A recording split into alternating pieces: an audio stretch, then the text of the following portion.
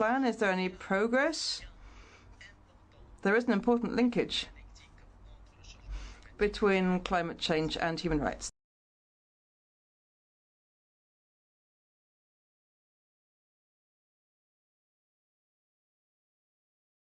And I'm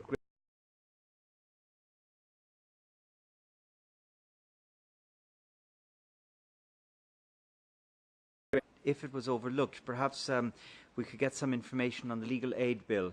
That would be very helpful. And now turning, just the only other issue I wanted to come back to was the judiciary.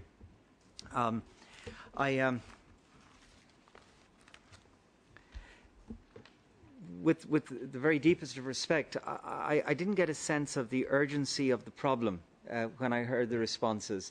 A problem which has been flagged up to us by the state itself. The paragraph 102 of the reply to the list of issues says, and I quote, "Moreover, the current composition of the Judicial Service Commission seriously compromises the independence and the efficient working of the judiciary. It undermines the important role of the JSC in promoting judicial integrity and accountability."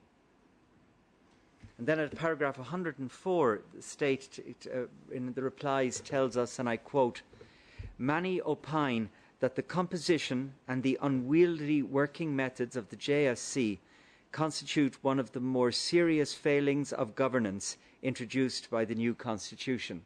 So they're the words of the state party to us. They're words describing a crisis. In that context, I would really welcome the views of the delegation regarding the comment they made at paragraph 103 of their replies, that notwithstanding this bad situation, they say, and I quote, "The JSC is in the process of formulating its strategic plan for strengthening. The government will fully support the plan." So my question is, how could you fully support a plan by a body that you see as so inherently flawed? How could that be the route towards strengthening the judiciary? More generally, I had asked if the Maldives would ever consider appointing foreign judges, as many other small states do. It's commonplace and can work very well when it's properly put in place, carefully, thoughtfully put in place. And so I'd be grateful for a response again on that matter. To the extent that there's a skills gap in either the judiciary or potential judges, might that not be filled by benefiting from the system that's commonplace in many smaller states? And this indeed might be a short-term interim way of ensuring that women are present at the higher levels of the bench, because the information you've told us of the 5 female judges, but my understanding is that they're all in lower courts and that there's a gap in the higher instances. I'd leave it there. Thank you very much. And if I don't get to take the floor again, I'd like, through you, Madam, to express my sincere appreciation for the very hard work of the delegation, which engaged in a very straightforward, and I mean that term in the right and good sense, exchange of views with us. Thank you. Thank you. Now give the floor to Sir Nigel. Thank you very much, Madam Chairperson. Also on the judiciary, I get the impression that that the Maldives is on a kind of fault line of 2 different aspects of the judiciary. One is the importance of its independence. The other is the importance of its expertise and integrity and impartiality. And like Mr. O'Flaherty, there's acknowledgement in general terms that that at least the expertise is missing, which is certainly worrying, and certainly the Constitution itself doesn't seem to require the kinds of expertise that I would have thought a modern democratic state, to use the terminology of the delegation, needs to fulfill a judicial function. On the other hand, the delegation tells us, but they have it within them to rectify themselves, and they're trying to put the house in order. And yet, on the other hand, we're told that they've refused, despite the government's wishes, to accept the recommendations of the ICJ report. So one has a rather confusing picture, not least, I guess, because it's all stated in rather general terms. But I remind the state party that the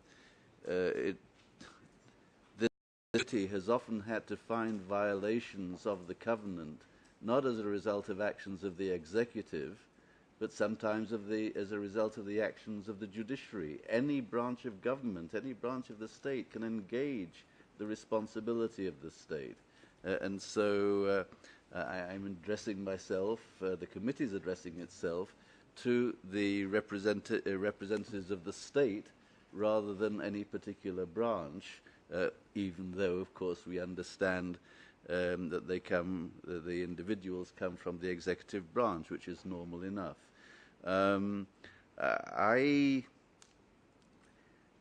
A bad judiciary which is independent and out of control and unable to be brought under control is arguably worse than a judiciary that is competent, wants to be independent, but sometimes has trouble asserting that independence.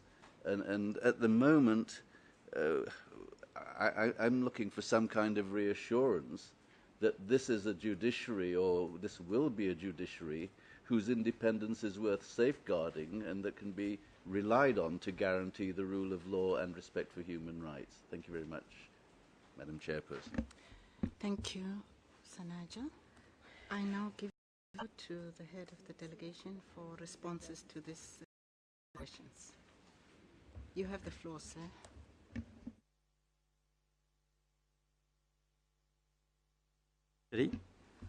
Thank you very much again for the very candid engagement of the members of the committee. I note that at the moment, for a judiciary that has started quite recently appointing female judges, as recently as 2007, we have now at the High Court of the Maldives a female judge with a doctorate degree from one of the universities of UK.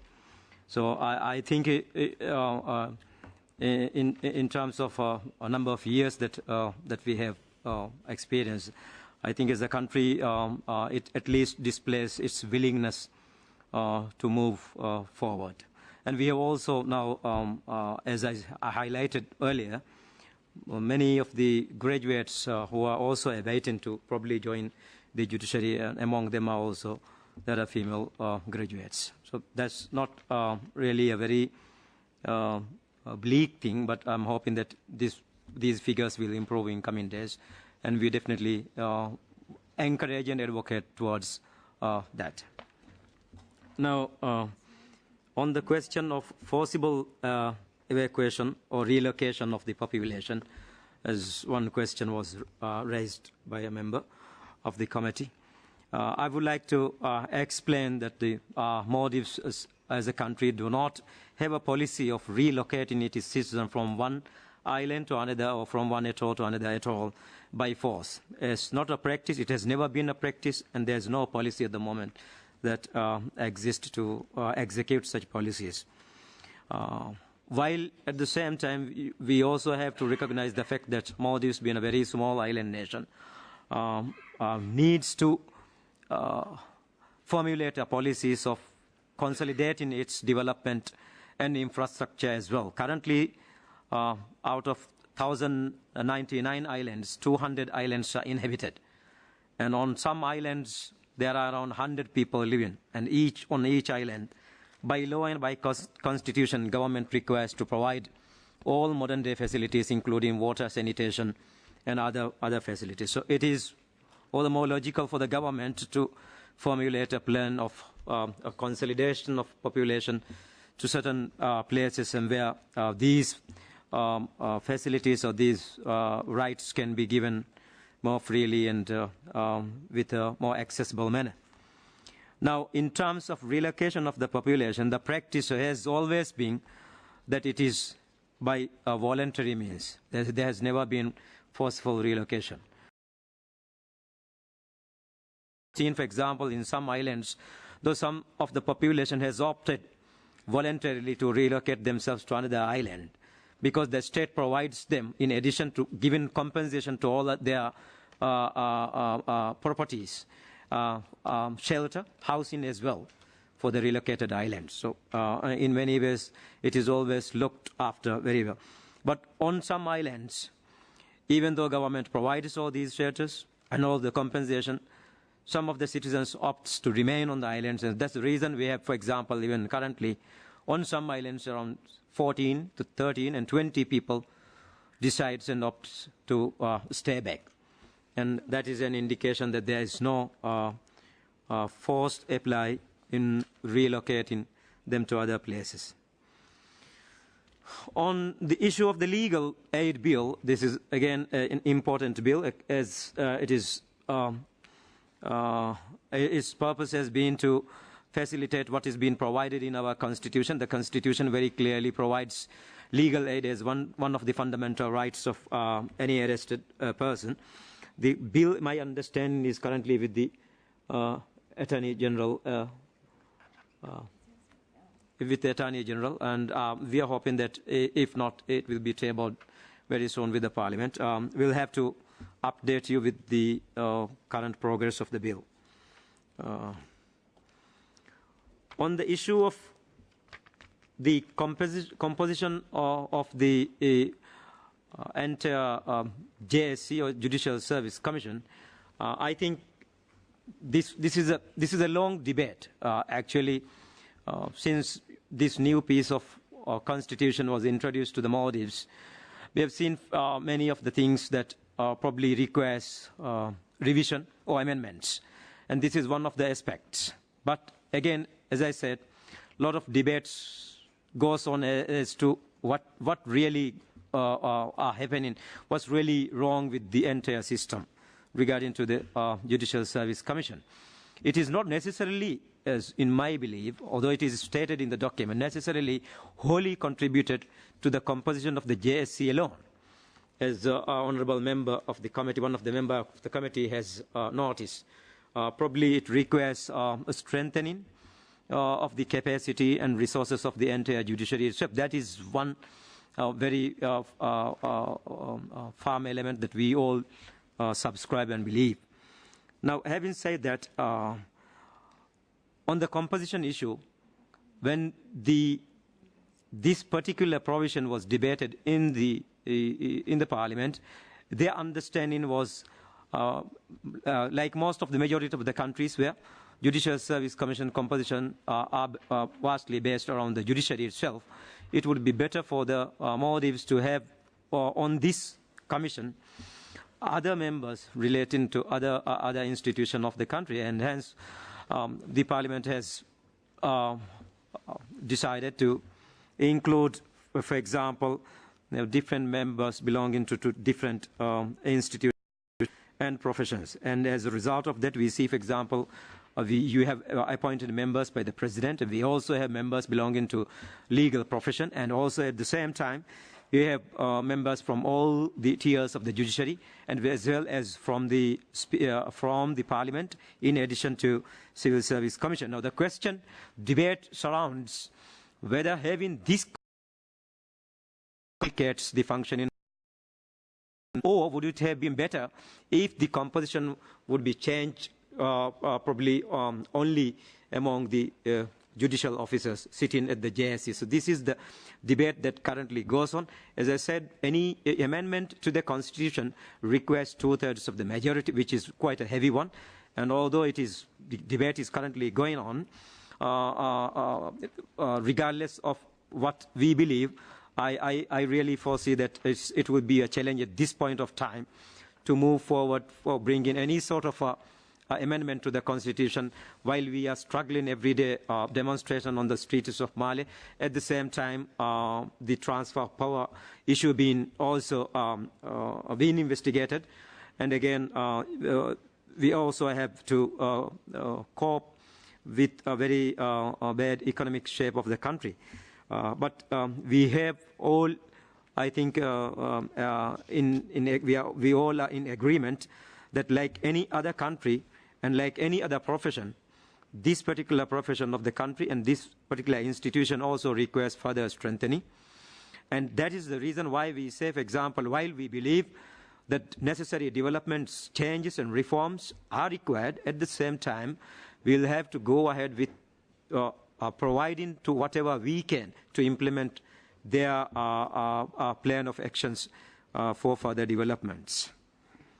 I leave other question relating to trafficking of person and extradition to my colleagues.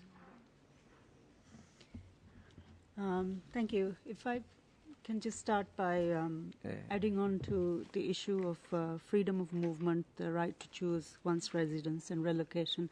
As the head of the delegation pointed out, we have not had practice of forcible relocation to another island, and particularly even following the tsunami, when many of the islands were seriously impacted, and even where part of the communities chose to relocate, and very few individuals were remaining on some of the islands, and despite the fact that it was very difficult for the government to provide the aid and assistance that was required, there was no forcible relocation at that point in time, and since then as well.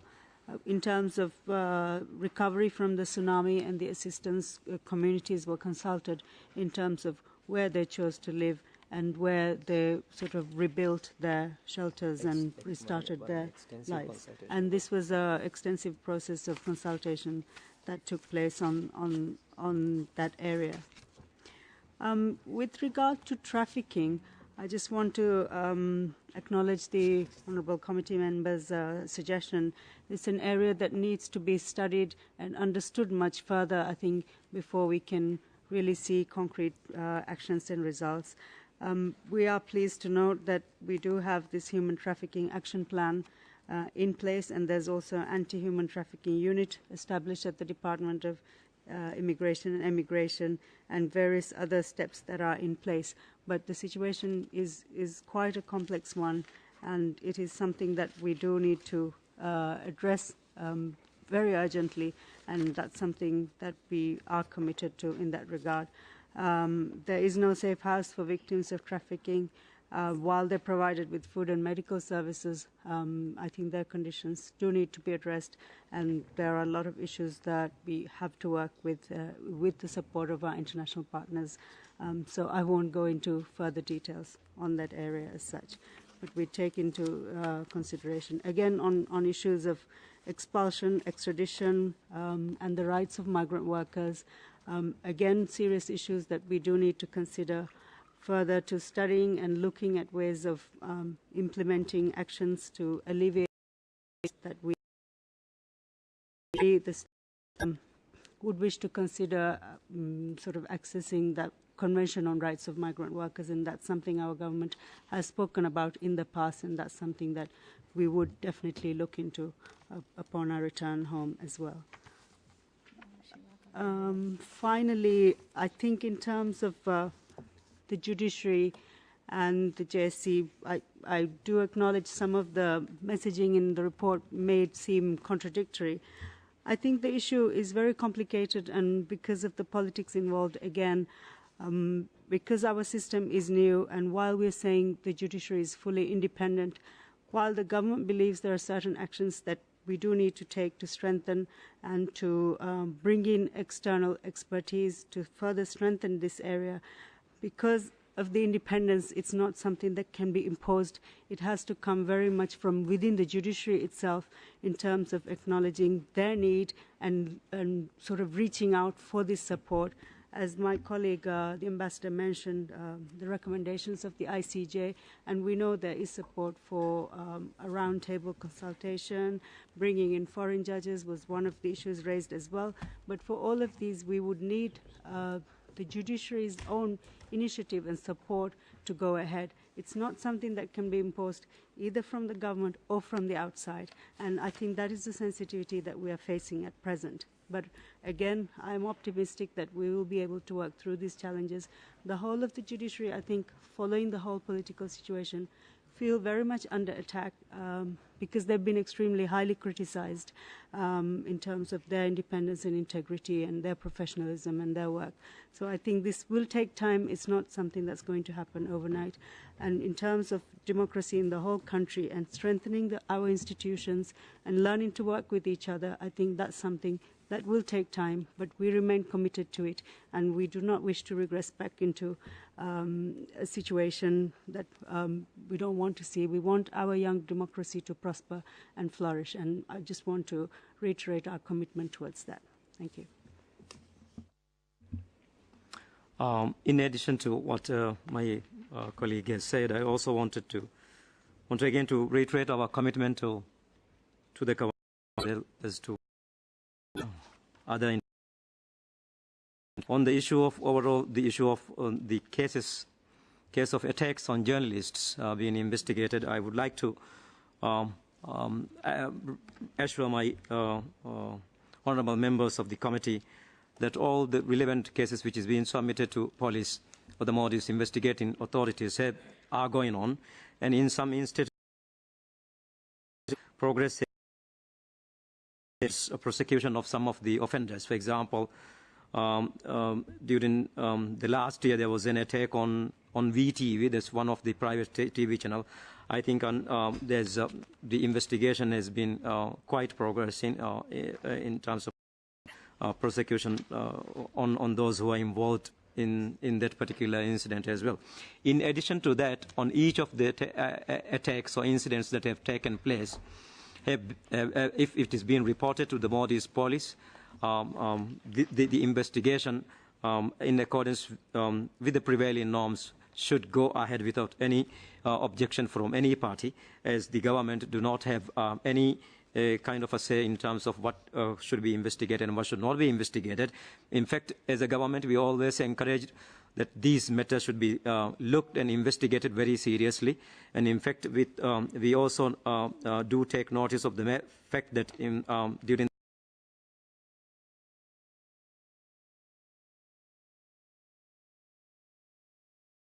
that about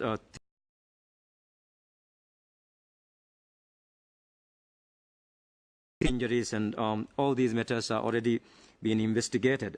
In addition to that, I also want to, again, come back to the question of freedom of assembly and association, to say that as a society, I think we have shown extensively our willingness to give, however possible as a nation. But as a country, I must say that there are concerns that we also wanted to raise. As International Covenant ICCPR very clearly states in Article 21 that it has the right, no restriction may be placed on the exercise of this right other than those imposed in conformity with the law and which are necessary in a democratic society in the interests of national security or public safety, public order. Now, on the ongoing demonstration alone, several public properties has been targeted and been destroyed also. As I highlighted earlier, the Gender Minister car was also completely destroyed, torched. During the last 3 days, several police vehicles, including motorbikes, have also been and other things. In addition, also at the same time, we have also witnessed public properties were being also targeted. Members belonging to other political parties have also been targeted. So it is with in this light that police do exercise their right to ask to disperse demonstrations from certain places after midnight in some instances. And we do hope that as a country, as we progress, this maturity and understanding will prevail in our society. But let me also assure again that our commitment to investigating the incidents of torture, forceful arrest and detention will be there. And we assure that these important obligations and interests and rights will be fully protected within the Maldives legal system. As a government, we remain committed to give whatever assistance that are required on behalf of the government to both government and other institutions in the country. Sorry,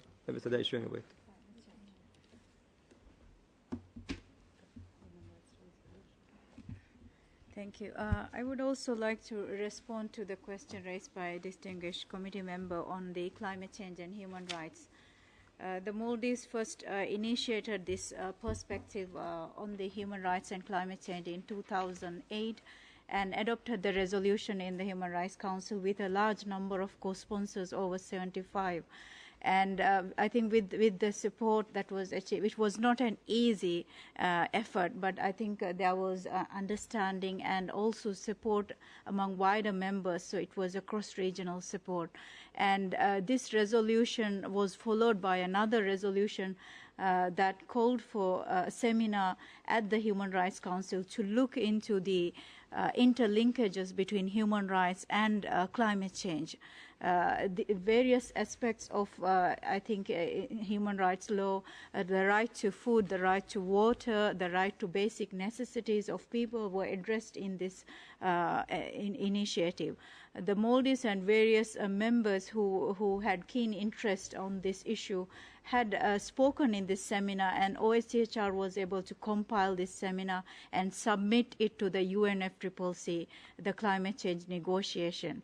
Wherein I think the members who had a national interest as well as I think an obligation to protect the rights of people went to the UNFCCC and negotiated this draft in order to put the elements into the UNFCCC convention.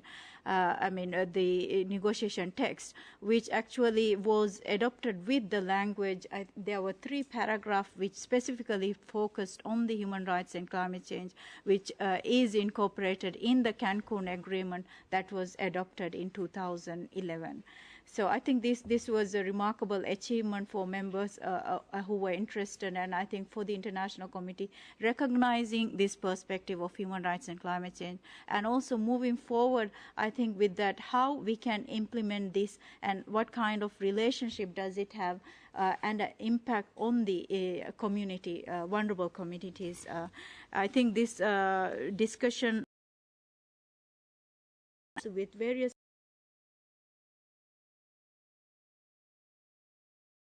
state parties to actually look at climate change and human rights in all aspects of their life and the rights to the rights of the people. The Maldives has also led another resolution that was adopted in 2011, which actually went into a broader perspective, human rights and environment, looking at climate change as well as other aspects. I think this is the domestic side and the extraterritorial aspects of climate change and environment. This was also a very key initiative because Maldives is a member of the Human Rights Council, and we were very active in leading this effort. The outcome of this effort has been that an independent expert on human rights and environment has just been appointed at the Human Rights Council at the last June session. And Professor Knox, who has wider knowledge, will be able to uncover some academic as well as practical knowledge on human rights, as well as the interlinkages between environment and climate change, migration. All these aspects will be addressed in this study. So I think we have moved forward, and we have gone through this perspective and also created awareness within member states to look at climate change and environment, as well as broader perspective of human rights and environment. So I think this mandate will clarify when we move forward with the study with human rights obligations related to climate change, both domestic and extraterritorial aspect.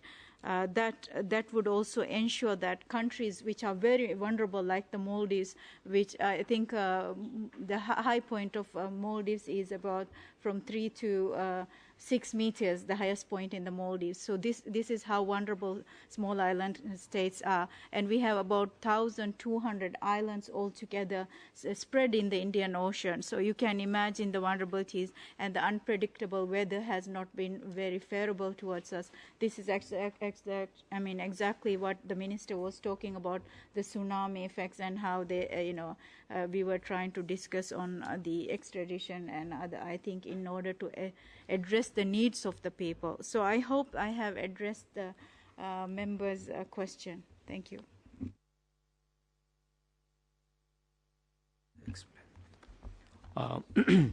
Just before we, in my understanding, conclude, also want to highlight one more question that was raised about the judgments handed over by the courts against the executives. To what extent the government is willing to implement these judgments?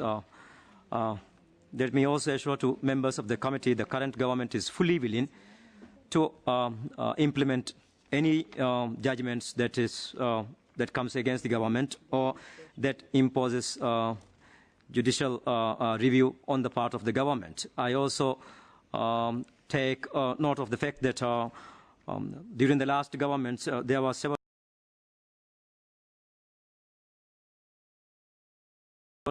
both, and unfortunately few of those judgments have been implemented. However, the current government has fully undertaken to implement all the judgments that has been given on the government. For example, for instance, one of the very important judgment of a kind of a judicial review was to reinstate the salaries of the civil service members. That was somehow stopped by the previous government, and under certain understanding, and the civil servants has recourse to the judiciary to restore their full salaries, and this was given. The judgment was given by lower courts all the way to the high courts, and the government on each instance went appealing against that decision. And I take note of the fact that current government has given its full assurance to the Civil Service Commission that it complies to the judgment given by the Supreme Court and are willing to restore its full salaries to these civil servants. This is just one example. There are many other examples. The state media, the current government, as one of the first steps, has given its assurance and has fully handed over the state media to the commission that is supposed to run this media. Again, I really appreciate the. Okay, thank you. I understand the question. Thank you. Thank you for your responses. I just want to give the floor to one member of the committee who would like to take the floor. Mr. O'Flaherty. Thank you, Madam, and I do apologise for taking the floor after saying I wouldn't do it again. But something has come up which I'd like to bring to the attention of the delegation, and I just became aware of it a few moments ago. Some concern has been expressed by some representatives of civil society that their collaborators are receiving threats on the basis of the reports that they've made to the committee for this dialogue, and that the threats in some cases have been to the life of their collaborators. Now, there's no suggestion that the government is responsible. I'm certainly not saying that here, but I do feel that given the nature of this development, that it would be extremely helpful if the delegation would take this opportunity to assure civil society of their protection, including in the context of their engagement with this committee over the last 2 days. Now, let me reiterate, there is not the slightest imputation of any responsibility, but more, I think, an important moment for the government to reaffirm its determination to protect its civil society. Thank you. Thank you, Mr. Flaherty. I don't know if the Honourable Minister would like to respond. Thank you very much. I also take this with grave concern. It is always a concern for a law enforcement authority that if any of the citizen is being subjected, or if any of the person is being subjected or is a target of a threat by any section of the society, and let me assure you that we have a full system in place. The Maldives Police Service will definitely is able to undertake a full investigation on any kind of a criminal threat or criminal actions. Other than Maldives Police Service, there are other mechanisms as well in place to address such kinds of threats and intimidations. This includes the Maldives Human Rights Commission, as well as the Parliament, the Maldives Police Integrity Commission, and the judiciary as well. So there is a mechanism in place which, to address any of such concern. But more importantly, in the past also, we haven't exercised any kind of a discrimination in terms of providing state protection and obligation towards its citizens based on their political beliefs or associations. We do not subscribe to that. In fact, it is our undertaking that this government will protect all its citizens regardless of their political belief and association, and this has been given. In fact, during the last few months or so, we have always provided full security whenever this full security means personal security. Bodyguards has always also been provided to those of the members of the opposition who has in any way asked to be given such kind of assistance when they travel around the country, when they go from one island to other, in fact, when they are in the capital itself also. So there's no policy in place to make any kind of a discrimination based on their political belief and association. And we assure you that as a government, it is our policy to provide full protection, security and safety to all our citizens. Thank you. Thank you, Minister. I think you can now proceed with your concluding remarks. Yeah, thank you.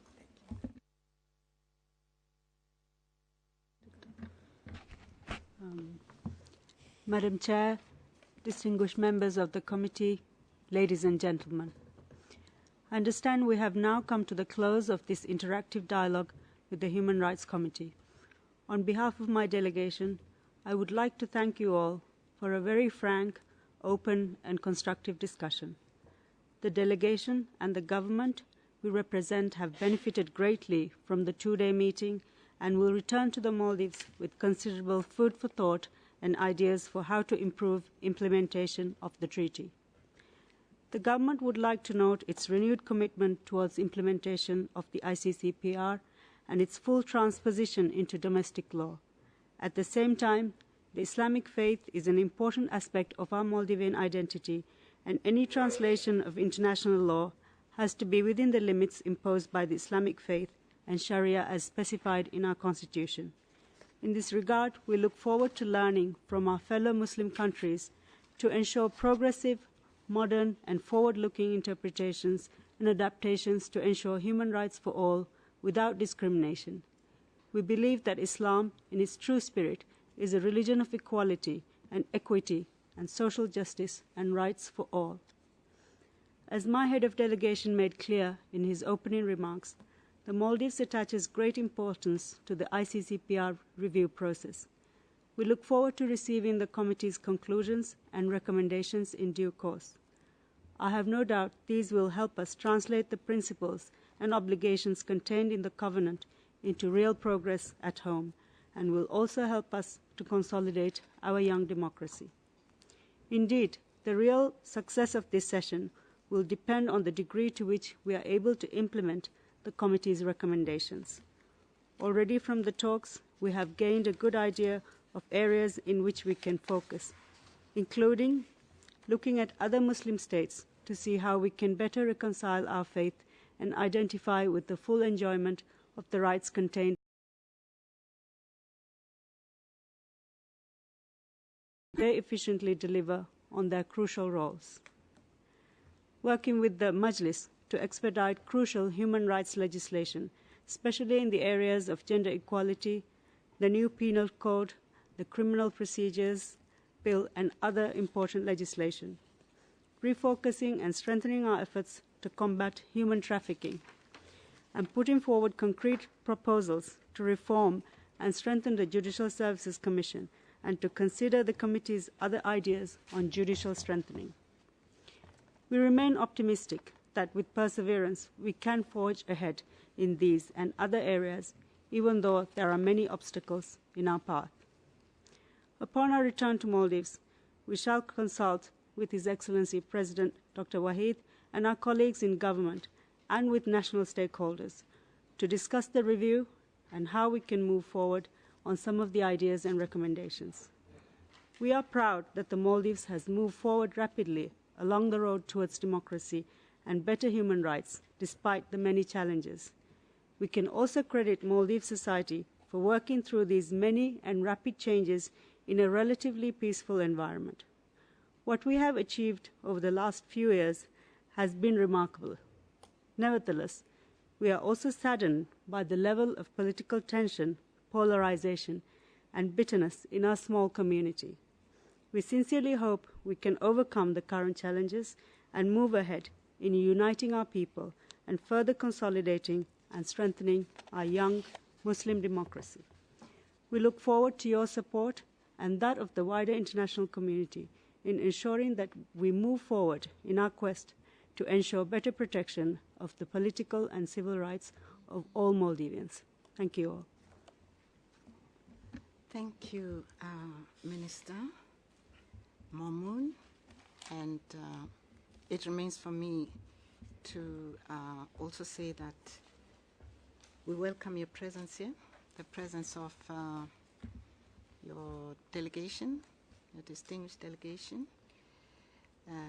Despite the dramatic events that took place in your country early this year, you have been able to come for this examination of the first report of the Maldives, which shows a real commitment to fulfill your international obligations under the covenant. This was a first dialogue, and so it covered quite a wide range of issues. And I would say it was productive and fruitful to the extent that we've both learnt from one another, the Commission, members of the committee, as well as your distinguished delegation. We've expressed a number of concerns, Your Excellency. First of all, your continued reservation to Article 18, we believe has consequences, adverse consequences, for a whole lot of people in Maldives, a significant sector of the population, such as migrants and non-Muslims. We've also expressed concern over allegations of torture and actual practices of torture. Right here and now, there are 2 members of civil society from the Maldives who have personally suffered imprisonment and torture. And so they are a living testimony to the fact that this practice